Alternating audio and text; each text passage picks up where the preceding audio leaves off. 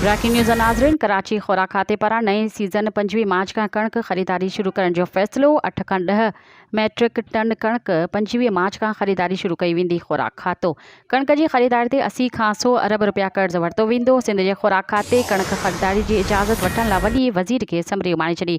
Breaking news नाज़रीन, जेका हिकु दफ़ो ॿीहर दोहराईंदा हलूं। कराची खुराक खाते पारां नई सीज़न 25 मार्च का कणक ख़रीदारी शुरू करण जो फ़ैसिलो 8 खां 10 लख मैट्रिक टन कणक 25 मार्च का ख़रीदारी शुरू कई वेंदी। खुराक खातो कणक की ख़रीदारी ते 80 खां 100 अरब रुपया कर्ज़ वरितो वेंदो।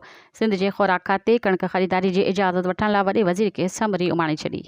मज़ीद ख़बरन ऐं तफ़सीलात लाइ विज़िट कयो असांजी वेबसाइट www.awamiNewsHD.com ऐं ॾिसंदा रहो अवामी न्यूज़ HD।